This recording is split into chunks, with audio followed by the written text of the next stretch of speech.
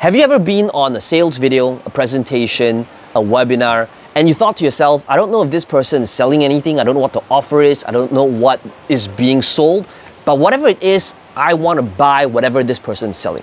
Now, if you've ever felt that way before, what if I told you that selling is not about being salesy or pushy or being manipulative, but it's all about understanding these key principles. Today on this video, I'm going to be taking you behind the scenes to a coaching call to share with you exactly what does it take to sell without selling. What are the key principles that truly differentiates the top salespeople, the closers, the marketers from average ones? And my only hope is that you use these principles ethically. Enjoy.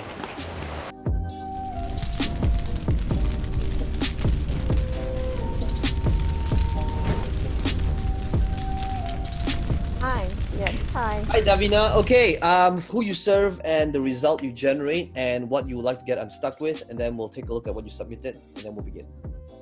Okay. So the last time we had the hot seat, we clarified who I should serve and the messaging and all that. So I went to work on that a bit more to be clearer what my message should be and basically who I serve. So I'm still serving the same people, which is property developers, renovators, property entrepreneurs. And the idea is to help them get unstuck when it comes to networking and using various strategies in digital marketing to help them build the brand and attract a joint venture partner as the ultimate goal. And my program basically covers from attracting all the way through to scripts and dialogues, what to say, what to post, all the way to what to say at the closing of a pitch of the property deal. So what do you feel you would like to work on that will help you get unstuck and get to the next level? I just want to check whether my messaging is right when it comes to closing the last part. I think the stack. I feel that the momentum was there up until the stack. Am I not stacking it well to close the sale, or is my price point too high for a first offer? Whether I should be giving a cheaper offer like $49 before I would do a higher ticket offer at $499, because some of these are actually cold audiences, and the ones that nearly bought but said, oh, they're not right now but later, are warm audience. But what's involved in order to get cold audience to buy at $499? So Davina, how do you tell that somebody was close to buying? They actually reached out to me as on a private message and said they had great value, they really want to join, but not right now because I'm finishing off something, or not right now because I have a lot going on and I want to do the next intake or next month. Okay, yeah. Good. Okay, so whenever somebody tells us a certain reason why they're not investing, it just means that whatever it is that they're saying was something we didn't emphasize enough in our presentation, in our webinar, in our sales video, right? So if something is sold for $499, if somebody doesn't buy, it's not that it's too expensive. It just means that they didn't see a $5,000 value at least on that offer for that $500 price tag. Because if they could genuinely see that it's worth $5,000, then $500 is an absolute no-brainer, right? So we got to understand that in most cases, it's not the price. It is that the audience didn't see the value was worth 10 times more than what it is that you're asking for. That's all it means. So you feel that it's your pitch and your stack, is that correct? Yeah, because I get feedback just before I start my pitch, and those people are quite pumped and still very engaged. But then during the pitch, maybe it's an internal thing. I don't feel that I really closed it strong. Yeah. Okay, so let me just ask a quick question before we take a look at your stack and what it is that you're offering. So this is to give all of you clarity on how you can make your offer more compelling as well. Davina, let's take a look at, once you reach this stack slide on what you're going to get, how long have you spent right up to this point? Potentially 1 hour. Okay, that's good. Okay, so that's a good time frame. 1 hour and then you're here. Let's do a quick run. Davina, you are going to imagine that the 100 of us, we are on your webinar right now. And I'm going to put you on the spot here. Okay, so I want you to just present so that we can hear what it is. And then after that, we'll talk about how we can improve. All right, so if it's okay for me to share with you the 6 weeks program that that I have put together that I mentioned earlier as well. If it's okay, I would like to share that with you. And you can decide whether it's something that is for you, or otherwise you can take away what I've showed you today to then do it yourself. Otherwise you can come on a journey with me. So the program is called the MAC framework. And the first thing you're going to get is the online portal, which is basically the theory behind it. You can say it's where I'm going to teach you how to fish. And in there is all the manuals. And what you're going to get at the end of that online portal is that you are going to get all the knowledge that you need in order to know how to brand yourself. And the second thing you're going to get is the... Wait. So, Davina, I want to stop you here. Okay. So one thing that I want to be able to highlight is a very tangible outcome for each different offer or stack, so that they know what is the result it generates. Okay, so languaging is very crucial, and this goes for all of you. The first thing that they're gonna get is a 6-week masterclass program. And you mentioned that it is a portal where they're going to get the knowledge on how to brand themselves. Right now, the issue with branding themselves is that it's very hard to put a dollar amount associated to that, because branding yourself is still very broad. It's good to have something that is on the macro level, but we also want to merge it and mix it with something on the micro level where people would say, yes, that alone is worth $2,000. So for example, okay, I want to know, like, what does branding myself mean, and what is the result of being able to brand myself? Okay. So what do you think that means? So the first thing you're going to get is a proven system, 6 weeks mastermind program. And what you're going to get is it's going to fast track your success. The strategies are mapped out step by step for you. In 6 weeks time, you're going to establish a personal brand. In 6 weeks time, people will know what you do. In 6 weeks time, you would have built relationships from one to many instead from one to one. And of course, at the end of the 6 weeks, right, you would have at least shortlisted a potential JV partners, which you are already nurturing. What happens when a person attracts their potential JV partner?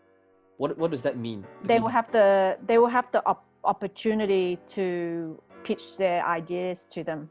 So earlier in the slide, I showed them the fact that when they attend a normal network meeting, it will be like seagulls to a chip. So when you see someone have money, everyone would run to it and attack that chip. So it's a bit like that. So having an attraction model where you're doing it in the social media world, you basically create your own river of gold where people contact you straight away. So you would have shortlisted and connected with people one-on-one, one-to-many. And so by the end of it, you would have shortlisted a list of potential joint venture partners that you could pitch your deals to, or they're waiting to invest with you. Okay, so what I always like to do for every piece of my offer, I'm always thinking about, was there something that I could connect this with that was part of my presentation earlier on that I can bring up again where they see, oh, yes, that makes total sense. So to give you an idea, building up their personal brand so that they can close one-to-many and not one-to-one, and closing potentially their first JV partner by the end of the 6 weeks. I would like to be able to see that visually in the form of a thing that you presented early on. So I don't know if it's like this thing here where you showed them that, look, because of me posting on social media and building a following or the ability to get more leads, now it's like they are able to see it again visually here. To understand what I mean by this, let me show an actual example on a presentation that I did 2 days ago. We always want to be able to connect it with our content so that they're not hearing it for the first time. So for example, if I wanted to include Facebook ads in my offer stack, now this is when I'm still teaching. And step number 4, I'm talking about getting visibility. Step number 4 is utilizing ads. So what do I say? So these are just some of my ads that has done very, very well. I've spent millions of dollars in ads. And the first type of traffic that you want to master is getting traffic through ads. Now, because I show it visually here as part of my content, when I am selling it later and I give out my $1 million ads training, as part of my stack, I am now bringing this image up again over here to remind them that, oh wow, so this is what Peng Joon talked about earlier, and I already had all the time in the world to marinate the value of running profitable ads. This is one differentiator that differentiates what most speakers and marketers do versus world class. Nobody taught me this. I literally discovered this after years of doing it, and I realized that the better way to do it is if I could marinate and connect. So everything that I offer in my presentation, on my sales video, on my webinar, in one way, shape, or form, I would have established the value of that thing that I'm giving as part of my content. And now, if I can retrieve it and bring it back visually, that's when they can see the value in that offer. Okay, so Davina, coming back to your slide for a second, let me show you a few different angles that you can utilize. For example, you're talking about the masterclass where the end goal is to help them secure potentially a JV partner and to get their branding out there so that they close one to many.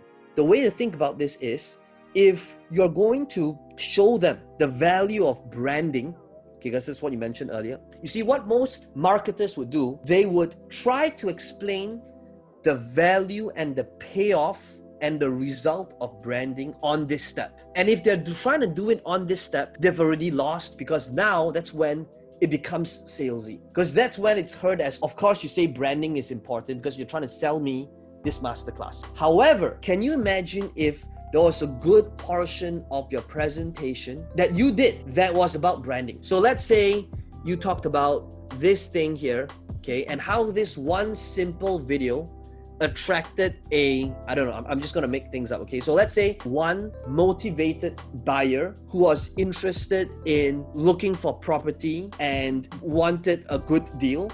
And because of this one video, you had one inquiry, and this one inquiry turned into a sale, okay, for example. So then when you're talking about this slide, that's when you can really hammer it in. That's when you're constantly going. So can you see why it's so crucial, especially in today's world, that you are creating content, that you're educating your audiences, that you are utilizing social media not as a tool for consuming content, for producing content? Can you see why this step alone will enable you to close one to many, and why the one-to-one model no longer works today? Can you see just why, if you put out this one video, how much is one potential sale worth to you guys? Let me know in the chat. So now you know what you're doing? You're getting them to tell the value of how much it's worth themselves. So that's when you're saying, so let me know in the chat right now, as a real estate agent, if you were to close one typical deal, how much is your typical commission from one deal? Okay, so you read out the chat. Let me know in the chat right now. So typically it's about 3%. So if you close a $500,000 sale, 500,000